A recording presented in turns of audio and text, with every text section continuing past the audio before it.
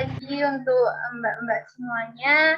Di sini ada rekan-rekan saya juga, ada Mbak Ajeng dan juga Mbak Dewi Rati yang merupakan insya Allah nantinya akan menjadi calon ibu begitu. Kemudian juga ada Bu Dewi dan juga Bu Heni ya yang sudah memiliki baby yang sangat lucu sekali. Oke, jadi gimana nih kabarnya dari mbak-mbak semuanya? Tetap sehat ya, tetap semangat meskipun kita berada di masa pandemi yang belum kondusif seperti itu, tapi tetap harus semangat menjaga protokol kesehatan seperti itu. Oke, mungkin kita bisa mulai aja ya. Jadi di sini saya Yesika Savitri, NIM 18 mahasiswa Fakultas Keperawatan Universitas Jember yang merupakan mahasiswa KKN dari UNED kelompok 3. Di sini kemarin kan sudah saya bilang juga, saya informasikan untuk membahas tentang tema stunting. Jadi untuk judulnya sendiri, mencegah stunting untuk investasi generasi masa depan. Oke, sebelumnya di sini dari mbak semuanya ini, apakah sudah pernah dengar nih, apa sih itu stunting? Mungkin bisa di-on-kan suaranya kalau misalkan mau menjawab. Raya wifi ada. Oke. Jadi stunting ya, mungkin masih sangat jarang sekali kalau kita sebagai orang awam mendengar kata stunting. Tapi kita lihat nih ya definisinya seperti apa. Jadi ini, stunting itu merupakan kondisi gagal tumbuh pada anak balita akibat dari kekurangan gizi kronis, sehingga anak terlalu pendek untuk anak seusianya. Nah, perlu digarisbawahi ini kata kuncinya, anak terlalu pendek nih untuk anak seusianya. Jadi dalam artian di sini, misalkan jika dibandingkan dengan anak-anak yang memiliki status gizi normal, tapi untuk anak stunting ini, dia akan terlihat perbedaan segi badan yang sangat ketara, sebetulnya mencolok seperti itu. Nah, yang menyebabkan itu apa sih? Yaitu kekurangan gizi yang terjadi sejak bayi dalam kandungan sampai dengan bayi berusia 2 tahun.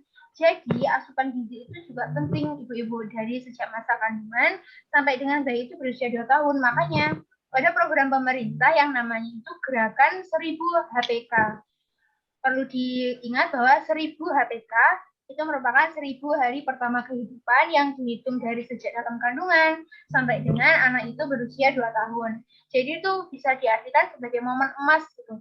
Momen emas untuk memaksimalkan asupan gizinya sebaik mungkin untuk si bayi itu.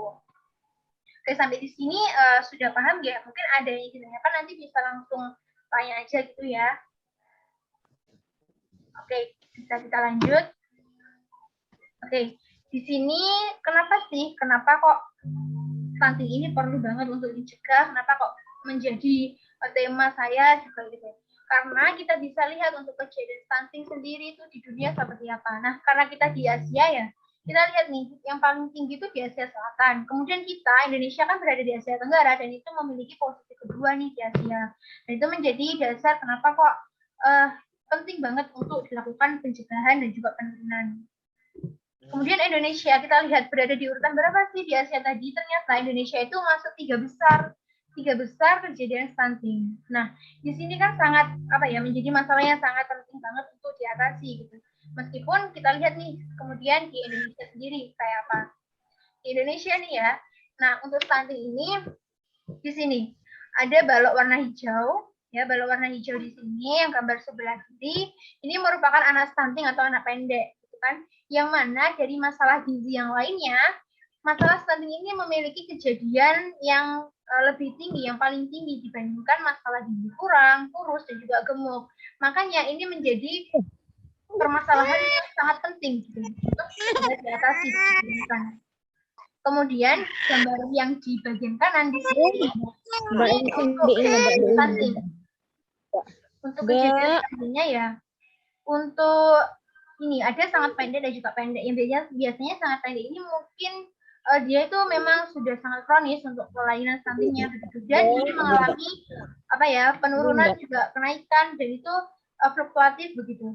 Dalam artian meskipun nanti pun ya yang sudah tercapai itu memang sudah menurun angkanya gitu. Tapi untuk target pemerintah sendiri itu masih sangat jauh gitu. Jadi perlu adanya peran dari kita semua nih, tidak hanya tenaga kesehatan, tidak hanya kader, tapi juga dari masyarakat, termasuk juga ibu-ibu yang memiliki bayi maupun juga calon ibu seperti itu. Kemudian kita perlu tahu juga nih ciri-ciri stunting itu apa sih gitu kan ya. Kita tadi sudah membahas ini sekilas kan bahwa ciri stunting itu kata kuncinya adalah anak memiliki tinggi badan yang lebih pendek dibandingkan anak seusianya kayak gitu. Kemudian ada proporsi tubuh cenderung yang normal, tapi tampak lebih kecil untuk usianya. Maksudnya apa sih? Maksudnya adalah anak itu tidak terlihat sangat kurus, juga tidak terlihat sangat gemuk. Tetapi dia jika disandingkan dengan anak-anak yang memiliki gizi normal, dia akan terlihat lebih pendek. Dan itu perbedaannya cukup berbeda begitu ya. Jadi itu. Kemudian berat badannya lebih rendah untuk anak seusianya. Ini sudah pasti ya, karena tinggi badan juga mempengaruhi dari berat badannya seperti itu. Kemudian juga sudah pasti pertumbuhan tulangnya menjadi tertunda karena tinggi atau panjang badannya juga lebih pendek dibandingkan anak seusianya seperti itu. Kemudian selanjutnya, nah ini yang penting untuk diketahui perbedaannya itu. Untuk anak yang normal ya, bisa dilihat di sini, anak normal itu ciri-cirinya apa? Yang paling utama adalah memiliki tinggi badan dan juga berat badan yang sesuai dengan usianya, dan ini ideal. Jadi tidak kurus, tidak gemuk, jadi dia ideal gitu.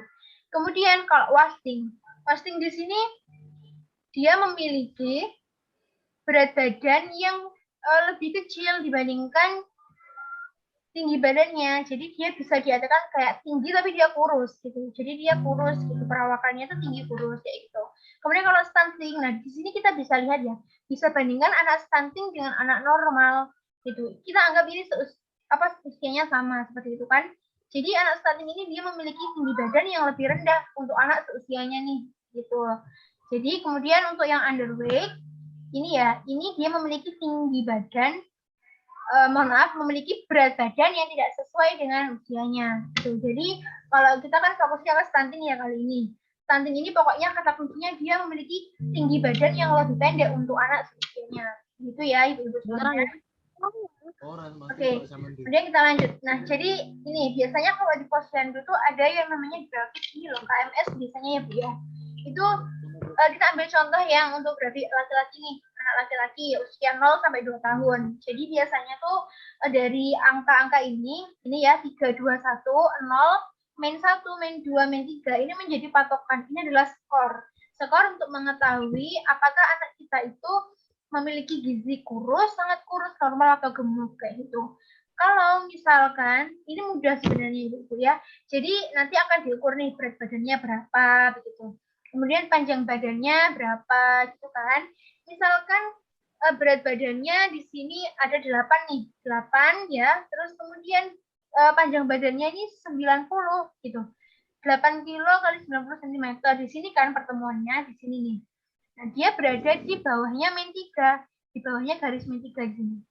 Ya kan? Dia berada di garisnya di bawah min 3. Artinya kita lihat di kotaan di sini.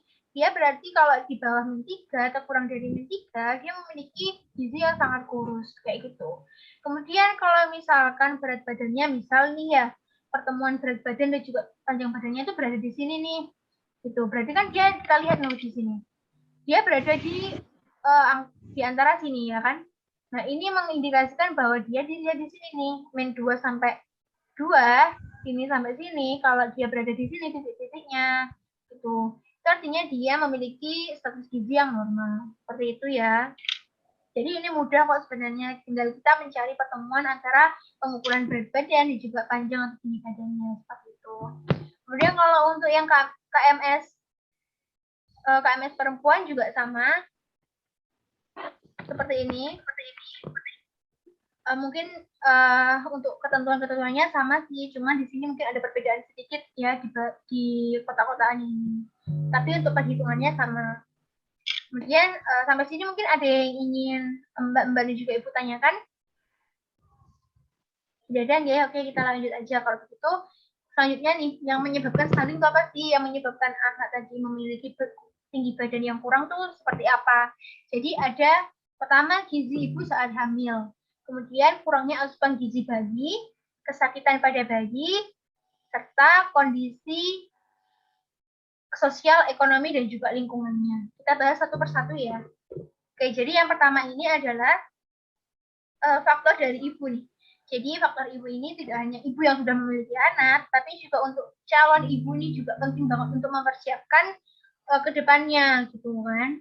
Yang pertama ini faktornya ada postur ibu yang pendek gitu. Nah, bisa jadi postur ibu yang pendek ini disinyalir merupakan ibu ini dulunya juga mengalami stunting gitu. Jadi kenapa? Dampak jangka panjangnya juga mengakibatkan si ibu ini memiliki postur yang pendek gitu kan. Nah, ini bisa menjadi faktor genetik juga untuk si anaknya, juga bisa menjadi penyebab ibu mengalami kekurangan asupan gizi juga, sehingga juga berakibat kepada janinnya nantinya seperti itu. Kemudian usia ibu terlalu muda. Ketika usia ibu terlalu muda, itu berkaitan dengan kematangan organ reproduksi yang belum siap nih untuk mengandung seperti itu istilahnya. Dan nanti bisa lebih beresiko dibandingkan dengan usia ibu yang memang sudah waktunya seperti itu. Kemudian ini jarak kehamilan terlalu dekat. Apabila jarak kehamilan terlalu dekat, ini gini, kalau kita sebagai di masyarakat ya, biasanya kan pernah dengar kalau misalkan kita punya anak pertama nih misalkan, terus kita hamil di masa-masa menyusui begitu, itu biasanya anak pertama tuh sudah nggak mau menyusui gitu, karena mungkin hormonnya berubah jadi ASI-nya. Nah, itu juga berpengaruh terhadap asupan nutrisi, karena ASI itu kan wajib diberikan sebenarnya untuk anak dalam usia 6 bulan itu full ASI seperti itu. Nah, itu bisa berpengaruh juga. Kemudian pola asuhnya untuk kedua anak yang masih sama-sama kecil, masih sama-sama balita, itu juga menjadi tantangan tersendiri untuk ibu tersebut begitu.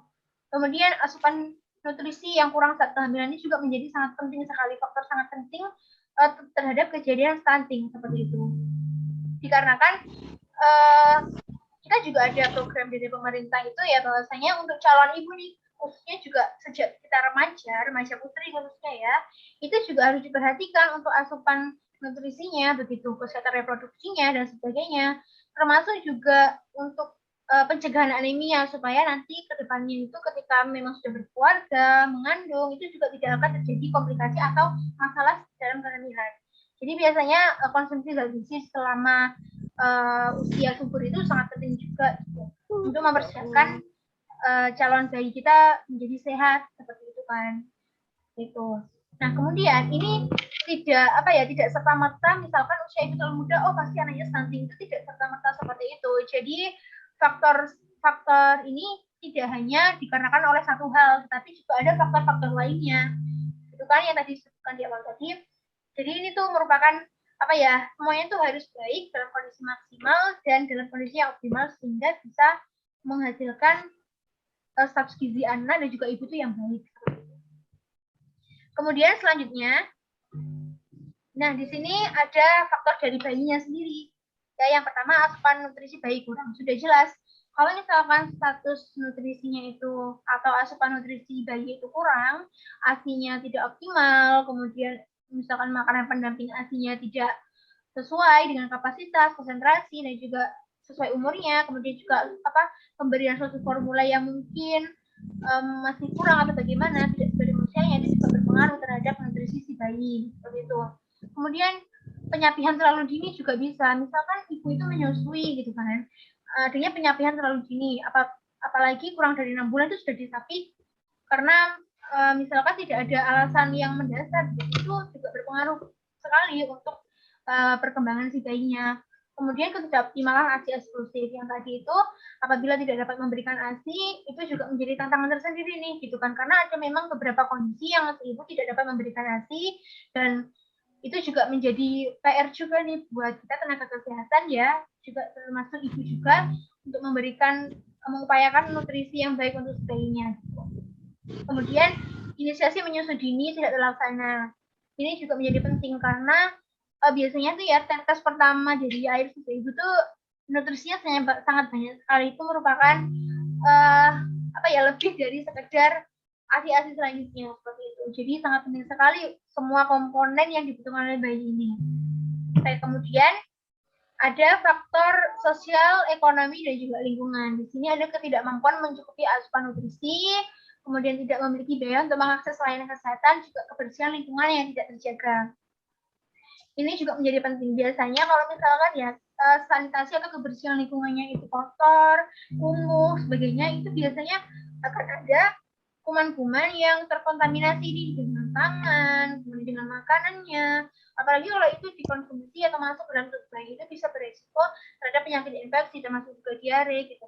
Apabila terjadi diare itu kan identik dengan kekurangan cairan. Apabila tidak ada asupan nutrisi yang baik, itu bisa mengakibatkan masalah gizi seperti itu. Oke, kemudian di sini nih dampaknya nih, ya, dampak jangka panjang dan juga dampak jangka pendeknya apa?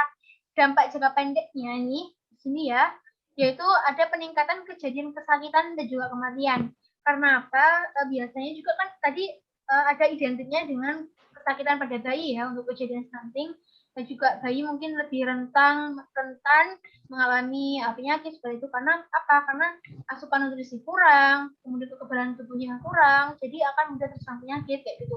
Ini kalau misalkan sudah kekurangan gizi yang kronis gitu.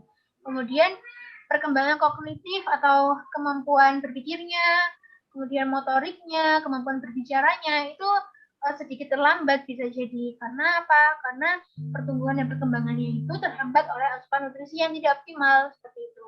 Kemudian peningkatan biaya kesehatan apabila kita bandingkan, apabila anak kita itu sehat, maka kan kita tidak akan sering mengunjungi layanan kesehatan, tidak akan berobat seperti itu, maka akan menghemat.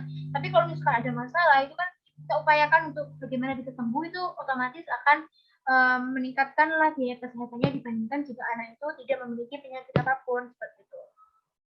Kemudian dampak jangka panjangnya. Di sini dampak jangka panjangnya adalah postur tubuhnya tidak optimal saat dewasa yang tadi itu. Meskipun dia terlihat ideal, tapi dia memiliki tinggi badan yang lebih rendah nih dibandingkan dengan anak seusianya gitu. Kemudian resiko obesitas dan juga penyakit lainnya. Karena apa? Karena itu tadi, karena mungkin tinggi badannya kan memang sulit sekali ya untuk mengalami pertumbuhan, tapi mungkin apabila mengalami, mungkin kalau misalkan sudah ini 2 tahun berlalu, itu kan merupakan masa emas yang harus bisa dicegah. Kalau misalkan sudah berlalu nih jangka panjangnya, dampaknya adalah bisa mengalami obesitas. Gitu. Kemudian menurunnya kesehatan reproduksi dan kapasitas belajar performa kurang. Ini berkaitan dengan kemampuan kognitifnya tadi, kemudian juga produktivitas dan juga kapasitas kerja yang tidak optimal. Di sini juga kan ada pekerjaan-pekerjaan yang memberikan syarat tinggi harus sekian gitu kan. Itu juga menjadi hambatan juga nih untuk stunting ini. Terus selanjutnya pencegahannya. Nah, di sini pencegahannya itu tidak hanya pada ibu hamil, tidak hanya pada balita, tapi juga menyeluruh nih gitu. Jadi yang pertama ini pencegahan pada ibu hamil. Pencegahan pada ibu hamil itu ada beberapa hal, kan? Ada intervensi 1000 HPK yang tadi itu 1000 hari pertama kehidupan ya. 1000 hari pertama kehidupan sejak kehamilan sampai usia bayi 2 tahun kayak gitu. Ini penting untuk memaksimalkan asupan gizinya. Biasanya dari Posyandu, dari pemerintah itu memberikan makanan tambahan untuk ibu seperti biskuit, seperti itu kan biasanya kalau Posyandu. Nah, itu juga merupakan salah satu upaya. Juga biasanya ada obat zat besi untuk mencegah anemia. Kemudian ada kunjungan kehamilan. Di sini kunjungan kehamilan atau ANC, antenatal care, ini juga penting. Minimal 4 kali kita melakukan cek gitu. Cek kehamilan pada bidan, puskesmas, seperti itu sangat penting sekali. Untuk apa sih? Kalau misalkan ada permasalahan itu bisa segera dicegah. Kalau juga bisa untuk memaksimalkan asupan nutrisinya kayak gitu. Kemudian bersalin di layanan kesehatan. Bersalin di layanan kesehatan. Nah, ini saya rasa juga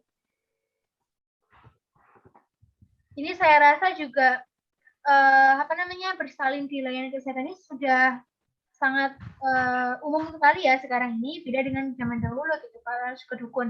Kalaupun memang harus bersalin di dukun, itu juga harus ada nih peran dari bidannya seperti itu. Kemudian memberikan makanan tinggi kalori, protein, dan mikronutrien. Nah, ini makanan kompleks nih gitu. Jadi ada kalorinya dari karbohidrat, proteinnya baik hewani maupun protein nabati, kemudian mikronutrien seperti buah-buahan dan sebagainya, vitamin seperti itu. Kemudian ada deteksi penyakit dan juga kecacingan. Nah, ini didapatkan di mana? Di saat kunjungan kehamilan tadi, Bu-Ibu. Gitu. Jadi pentingnya kunjungan kehamilan itu adalah mendeteksi dini apabila ada gangguan seperti itu sehingga bisa dicegah, gitu kan. Kemudian transformasi KMS ke buku KIA. Ini bisa jadi tugasnya si kader. Jadi kader-kader posyandu ini biasanya akan menulis di buku KIA, gitu kan. Terkait dengan grafiknya tadi, Bu-Ibu, gitu. Kemudian konseling inisiasi menyusui dini dan juga ASI eksklusif ini penting diberikan kepada calon ibu juga dan juga pada ibu nifas gitu. Karena ini sangat penting sekali untuk memberikan asupan nutrisi yang optimal untuk bayi. Kemudian penyuluhan dan pelayanan KB. Ini juga penting untuk mencegah jarak kehamilan yang terlalu dekat. Itu. Kemudian pencegahan pada balita. Pencegahan pada balita ini ada yang pertama pemantauan pertumbuhan balita melalui kegiatan posyandu tadi. Biasanya kan diukur, timbang berat badan, panjang badan, tinggi badannya seperti itu. Nah, itu untuk mengetahui status gizinya tadi, gitu kan? Di skor tadi itu kiranya apakah memiliki status gizi yang normal, kurus atau bagaimana gitu.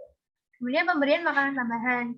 Nah, biasanya ada MT itu makanan tambahan yang diberikan oleh posyandu, gitu kan? Biskuit bayi ada.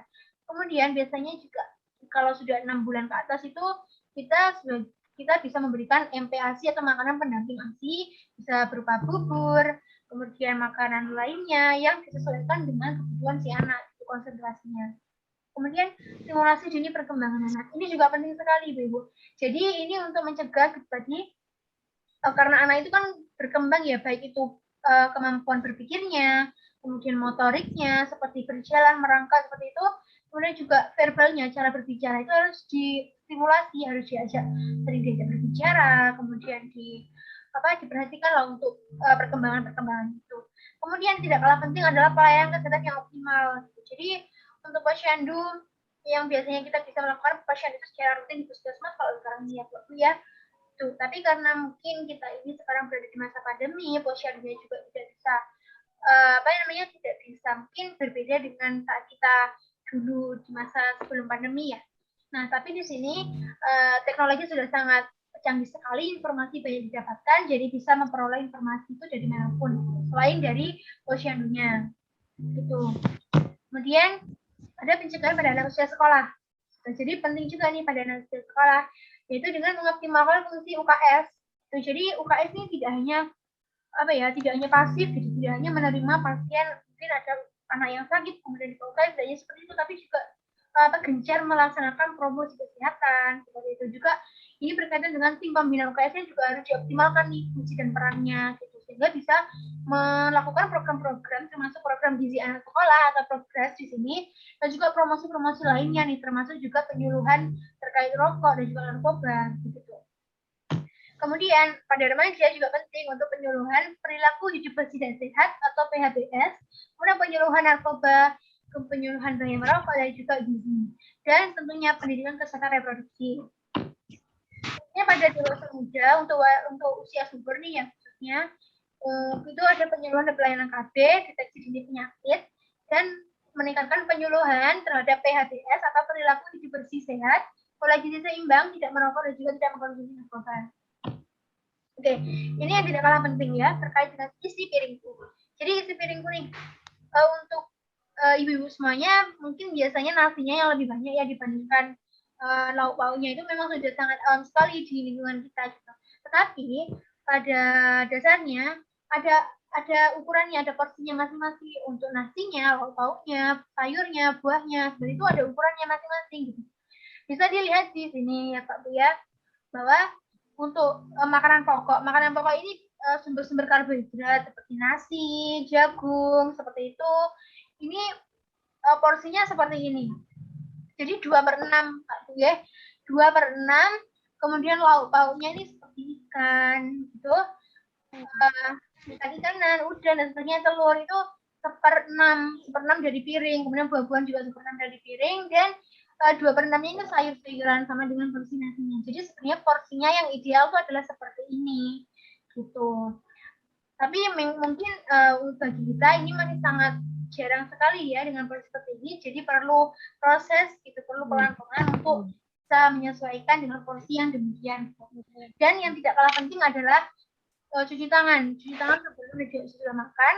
Kemudian aktivitas fisik atau olahraga ringan seperti itu 30 menit per hari, dan juga minum air minimal 18 hari untuk memenuhi kebutuhan nutrisinya kita gitu. Mungkin juga bisa dipraktekkan nanti setelah ini juga ya, dibiasakan untuk mungkin bisa menggunakan porsi isi piringku supaya lebih nutrisinya itu lebih seimbang gitu. Oke, jadi ini untuk videonya. Kita bisa lihat ya video edukasi dari Kementerian Kesehatan. Bisa disimak. Sudah terlihat video YouTube-nya? Ya. Oke, kita simak ya.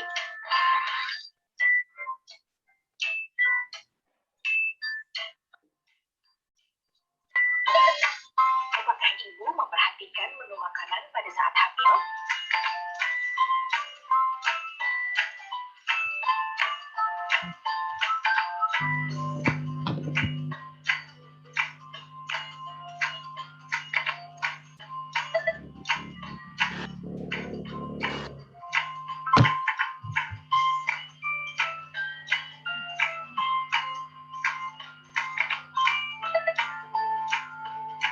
Dan rutin memeriksakan diri?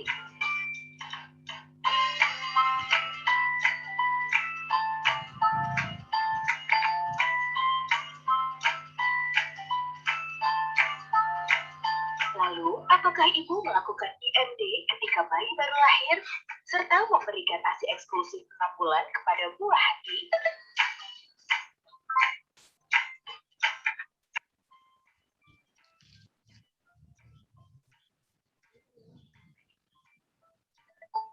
Ya, menjaga kebersihan dan sanitasi.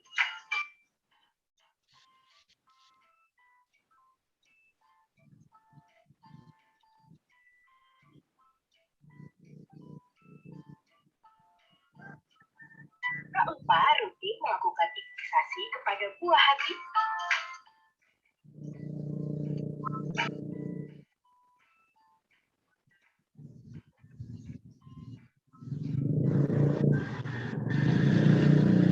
Jika tidak, maka bisa saja buah hati ibu mengalami stunting.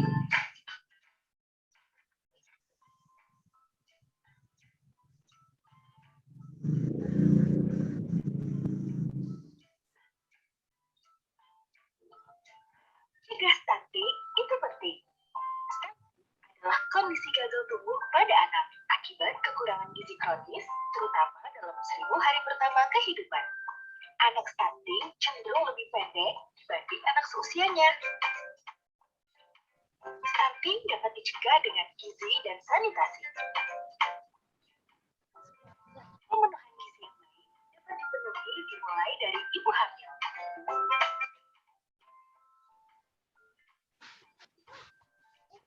Lakukan inisiasi menyusu dini. ASI makanan terbaik bayi, mengandung zat gizi yang lengkap yang dibutuhkan bayi, lebih hemat, lebih sehat, anak cerdas. Mulai usia 6 bulan, bayi diberi makanan pendamping ASI. Lanjutkan pemberian ASI sampai usia 2 tahun atau lebih. Kemudian, jangan lupa secara teratur membawa balita ke posyandu dan lengkapi imunisasinya. Faktor lain yang dapat mencegah terjadinya stunting adalah sanitasi yang sehat. Gunakan air bersih karena dapat mencegah dari penyakit diare, tifus, disentri, dan lain-lainnya. Cuci tangan pakai sabun dengan air mengalir. Gunakan selalu jamban sehat, menghindari lalat bersentuhan dengan kotoran kita, dan tidak mencemari sumber air. Cegah stunting itu penting. Cukupi gizi, lengkapi imunisasi, dan perbaiki sanitasi. Yuk ibu, jangan biarkan masa depan si kecil hilang akibat stunting.